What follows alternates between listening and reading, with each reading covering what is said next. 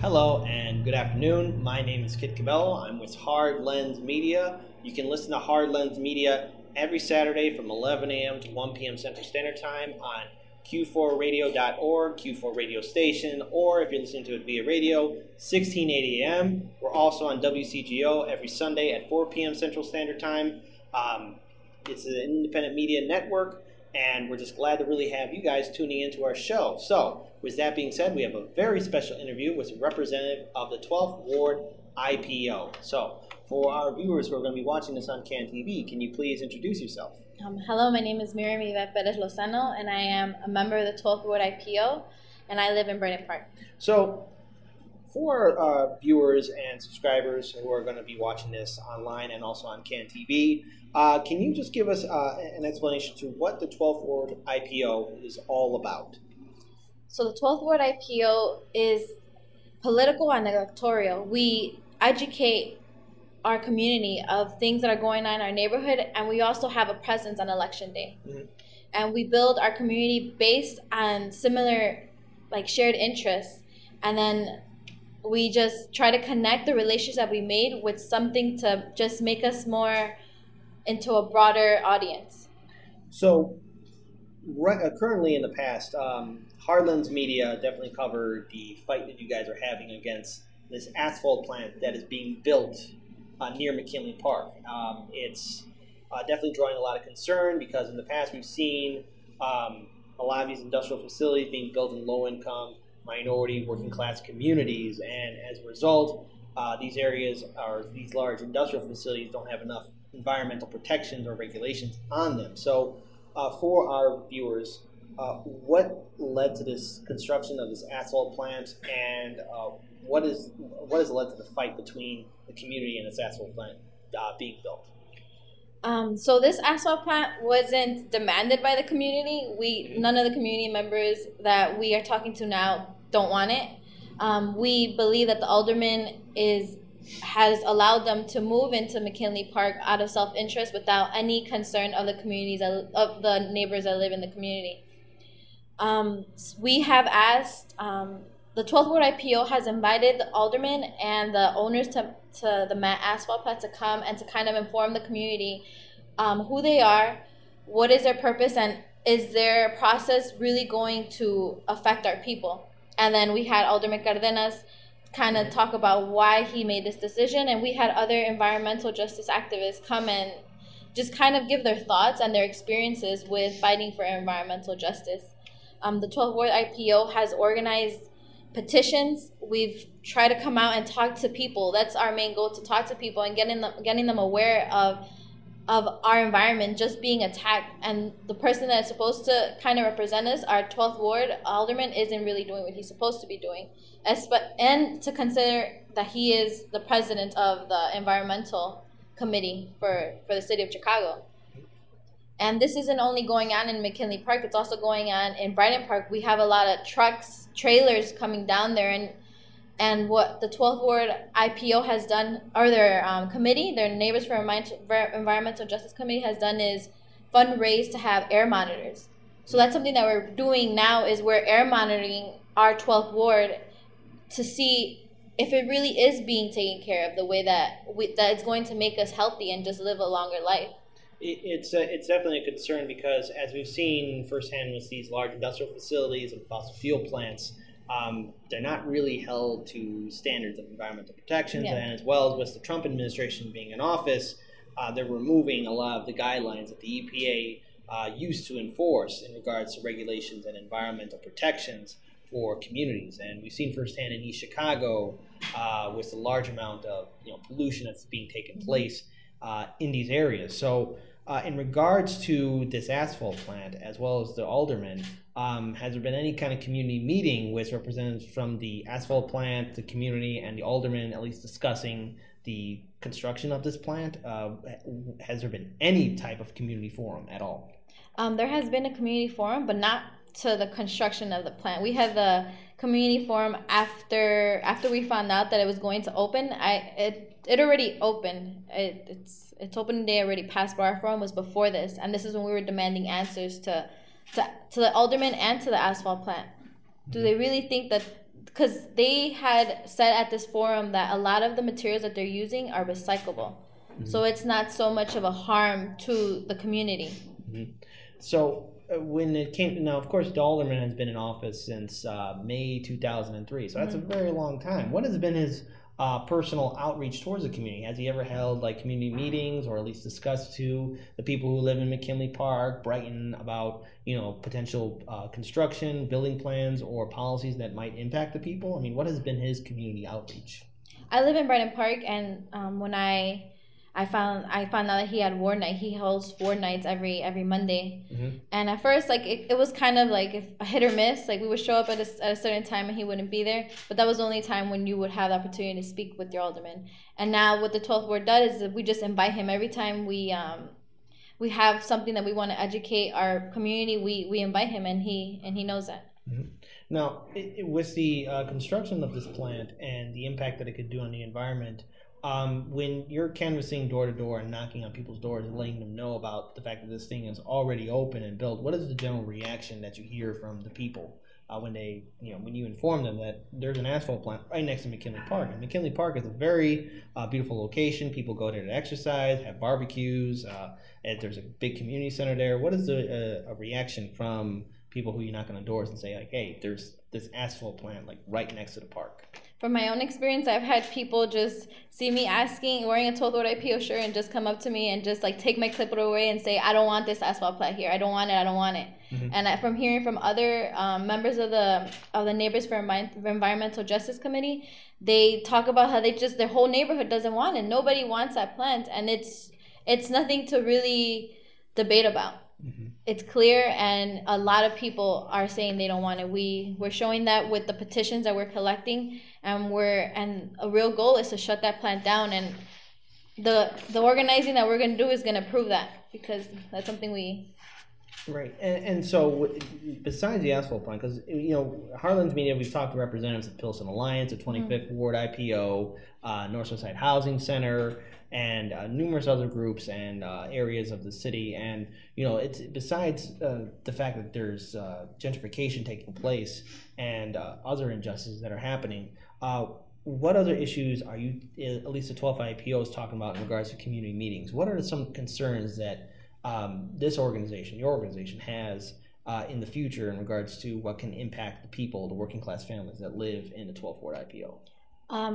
One of the main issues that not main, but something that we've really talked about a lot is more employment in the neighborhood.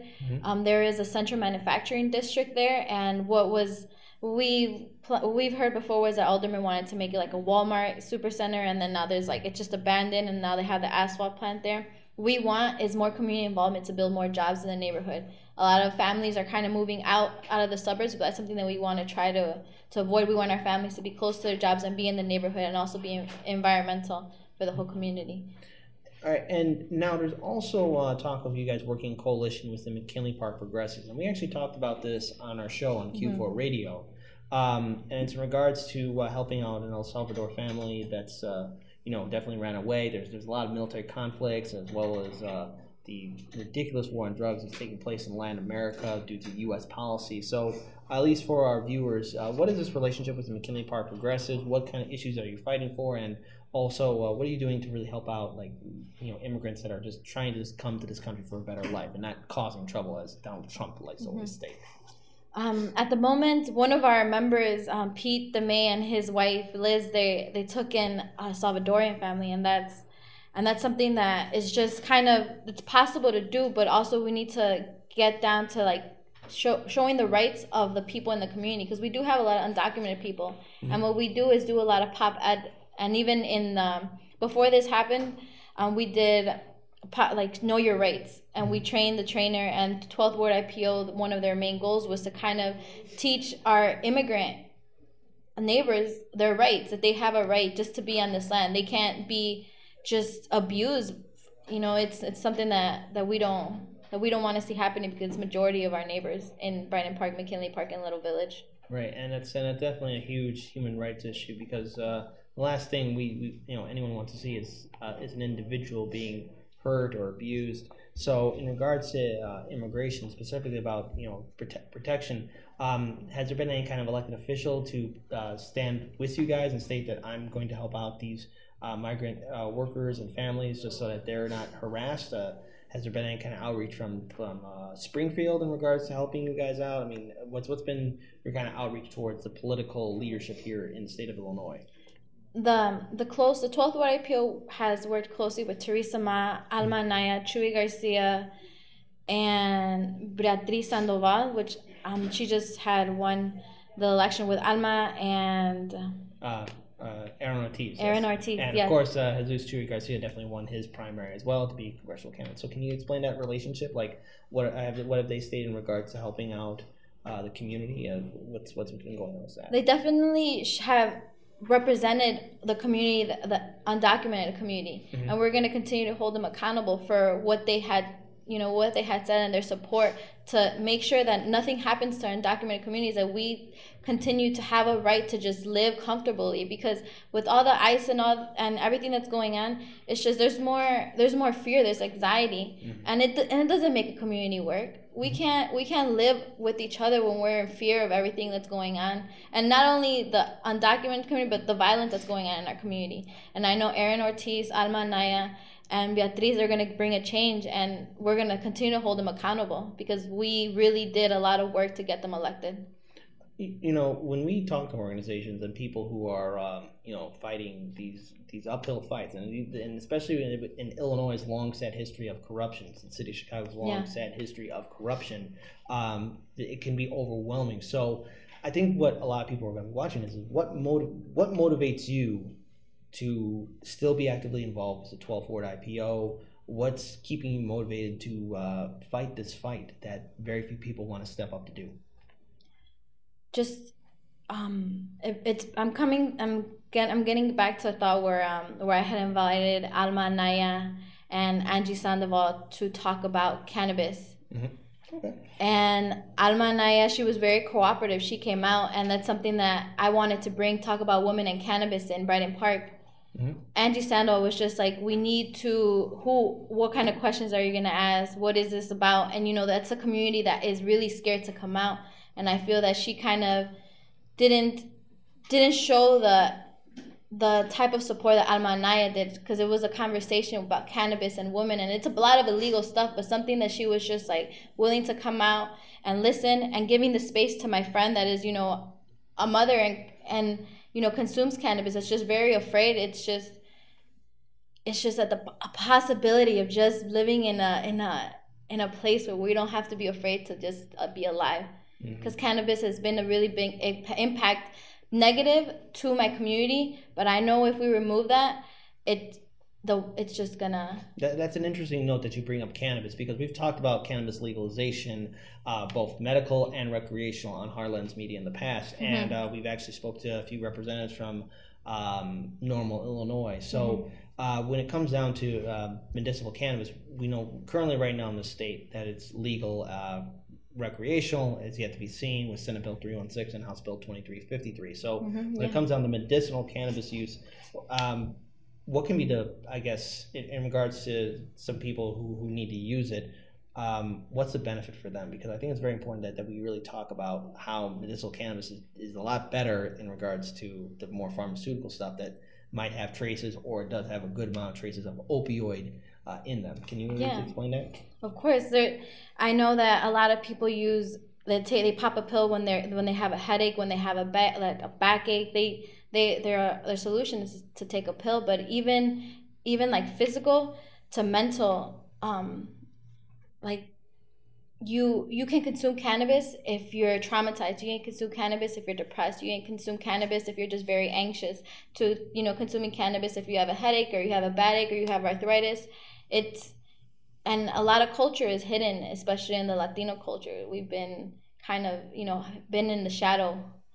And I think we need to continue to push forward to legalize recreational, but also push forward to all the knowledge that's out there for medical, because there's also families out here that just don't think that consuming recreational is a safe thing. Yes, and on a personal note, I've become friends with people who use medical cannabis, and they definitely have all said that it's a lot better than what the previous prescription drugs that they've been using. And it's quite clear that we do have a growing opioid crisis in this country, and if we're going to reverse that, we need to consider legalization of cannabis and cannabis-related products. So going forward then, in regards to the elections, especially for 2018, the primary, though, it was a very low turnout.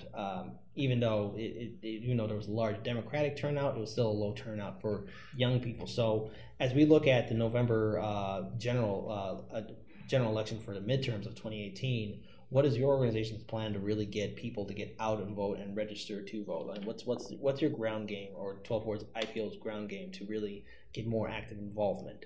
From all the meetings that we've had for the 12th Ward IPO, I've always felt that it was important to keep the youth at the forefront. It's not only about registering; it's also telling them, you have a position. Not only do you need to, vote on election day, you can volunteer to be an area coordinator, a precinct captain, and you could do all these other jobs. And I think with the 12th Ward IPO, we're going to continue to educate the youth, not only that are just being registered to vote, but we're going to give them an opportunity to be educated on what role to take on election day. I think that's something that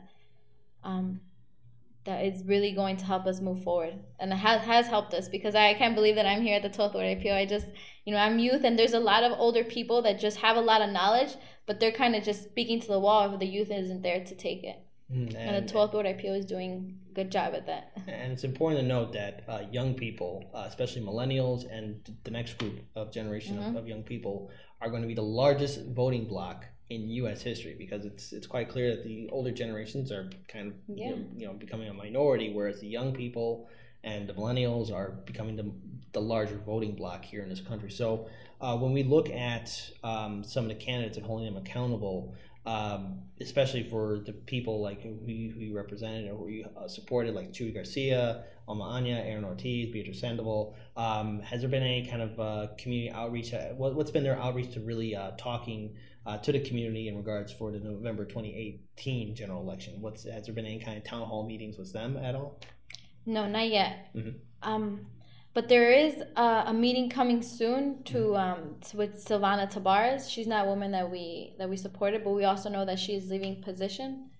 So what is that meeting, and what day will it take place? It's still in the works, but this is kind of this is in the 12th Ward. This is We Will, Women Empowering Women in Local Legislation. They have coffee dates with local legislators, and I know I've had my eye on that. So hopefully the 12th Ward IPO can work with that to make it a more broader public forum. And I'm glad that you mentioned that, because is in this day and age of Me Too and Time's Up, more women are getting actively involved politically, and especially in the 12th Ward IPO. What is the impact of women stepping up to getting politically involved? Like, what will it take to really have much more of a larger influence in regards to policies? What kind of leading role can women do in regards to really bring up issues that for a long time have been ignored by corporate media as well as the political establishment? Well, you have take to note that not most of our women are Mexican women. I know that, and even though if they are undocumented, they can still hold a relationship, and I feel like that's what kind of, that's something that's kind of passed down. We have to make sure that us as women continue to make the relationships that we can just for being a woman. I think being a Mexican mom, like my mom has a lot of connections, and we continue to make that, and just, make sure that we make the relationships to make a broader impact with a broader audience. So when we look at the, at least looking past 2018, we're getting into 2019 with the municipal elections. They will play a role, because once 2019 comes around, there's a chance we can have a new city council, new aldermen, potentially a new mayor, new Cook County commissioners. Is there any kind of plan in regards to making an impact for that election cycle? Not yet. We have to.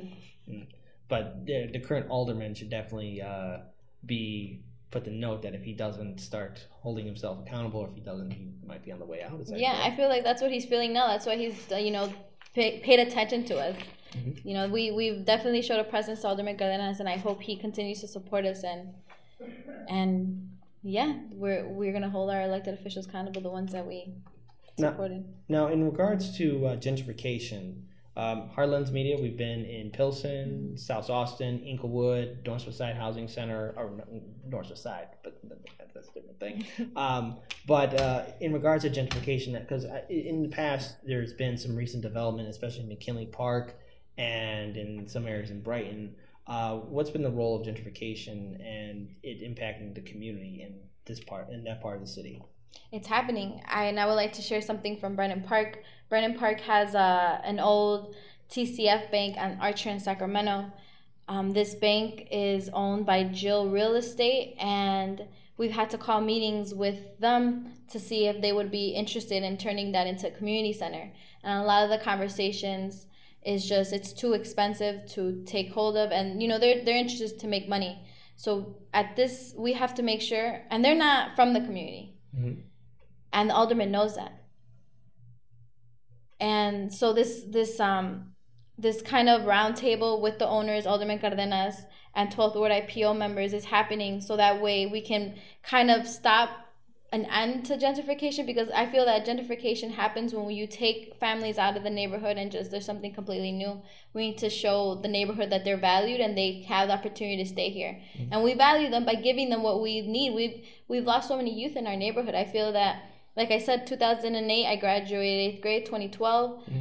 The same things happen. I graduated from Daly College, a community college, and I still see youth dying. Mm-hmm. And we need to invest into our youth, into their lives, into our culture. Right, and when we've covered in Pilsen, they gave us a number that 10,000 people has been displaced due to the gentrification that's been taking place, especially in the Pilsen community. At least in Brighton, what's been kind of displacement or people leaving the area? What's really been the impact for the working class families that are there in Pilsen? What are kind of job opportunities that are there? I think definitely our viewers need to know this, because Chicago being a hyper-segregated city, for the most part, a lot of communities are just on their own. So can you at least describe that to our viewing audience? Brighton Park, I know when the rent used to be, I would see a rent from like $800. When you look for rent, it's like $1,200, and a lot of places are becoming vacant. You don't see a lot of development coming into the neighborhood, and if there is development coming, then we don't know about it. And that's why it's important to hold aldermen from Brighton Park accountable. Brighton Park alderman is Alderman Edward Berg, Alderman Raymond Lopez, and Alderman George Cardenas. And in regards to the other two aldermen, have they held any community meetings with the people in regards to concerns of gentrification? Has there been any kind of outreach towards them in regards to making sure that homeowners and renters are protected?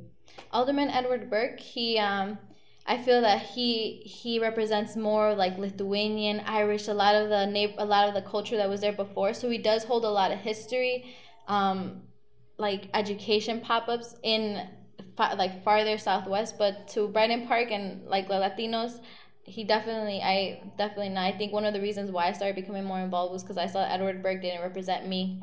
Mm-hmm. And Raymond Lopez, we have he has these thoughts to criminalize the youth more.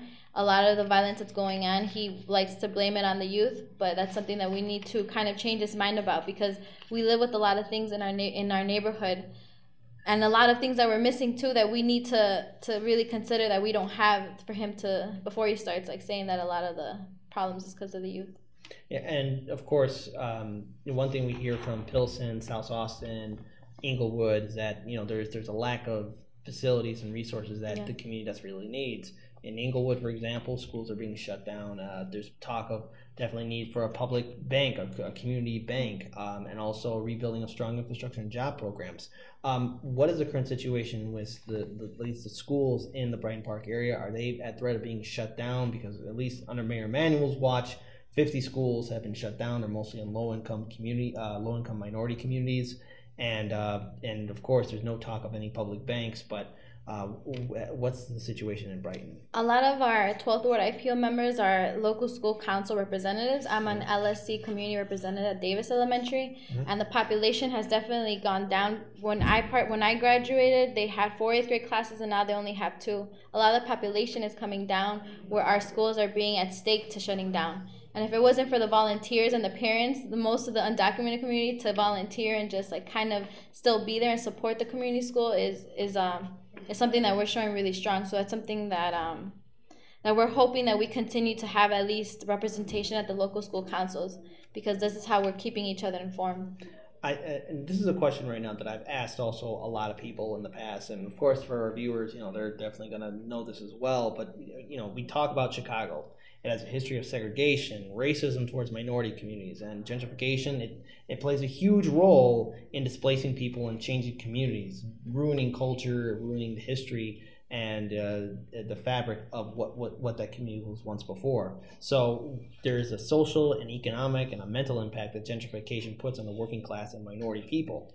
And in many ways, this is another form of racism. Why is it yet to really get attention from the media? Because the majority of people have no right. We don't teach the right. I feel that at the schools, youth are being taken away their right. They're being criminalized in a way that they shouldn't be criminalized. Their rights aren't being valued. And if we're not giving the right to the youth, we're not giving right to any of the documented community. And that's majority of our community. Mm-hmm. And so when we also look at the fact that people getting registered to vote, when you talk to people to get actively involved or to maybe consider voting, and some people are going to say, "Oh, I shouldn't register to vote. My vote doesn't matter." Do you at least explain to them the importance of being registered to vote and at least participating in this electoral system? Yes, I feel like we all becoming a 12th Ward IPO member kind of gives you the passion to kind of explain to voters that it is important to vote. And not only is it important to vote, but also get involved, because not everybody can vote. Mm-hmm. And, as we definitely go forward, it's quite clear that I definitely want to really address a few things. Number one, and of course it might be over when this is aired, but you guys do hold events. So you have an event that's happening in July. Can you at least give a short description, or at least what that's about? So the event that's happening in July is that we're continue to organize around not shutting down, but our plans to shut down the asphalt plant. Mm-hmm. It's something that we want to get done because we don't want the asphalt plant there, and we're going to, our plan is to come up with an agenda almost about how we're going to get it done with the support of the aldermen. Mm-hmm. And if not, then what would we have to do? All right, and that's a very good note to end it on. So for our viewers who are going to be watching this on CAN TV and on social media, they might want to consider helping out or volunteering or donating. Where can they find you guys online on social media so they can reach out to you guys? So you guys can find us on the 12th Ward IPO page at Facebook, and just follow us there. That's where you'll find us. And if you would like to reach out to me personally, Myriam Yvette Perez Lozano is my name again. Okay, and of course our editor will definitely put your name there so they'll find out and definitely reach out to you. First, thank you so much for joining Heartlands Media. We were very glad to have you here on our show. It's very important that we get the entire city educated about what's really happening to all our communities, and to definitely step up and get involved. I want to thank everyone who's been tuning in. Heartlands Media is an independent media outlet. We're on Q4 Radio every Saturday from 11 a.m. to 1 p.m. Central Standard Time, 1680 AM radio, or q4radio.org. We're also on WCGO every Sunday at 4 p.m. Central Standard Time. And if you like what we do, check out our website, heartlandsmedia.com, HARDLENSMEDIA.com. You can learn more about us and find all our social media links. Peace, everyone, and let's all do what we can to build a better future.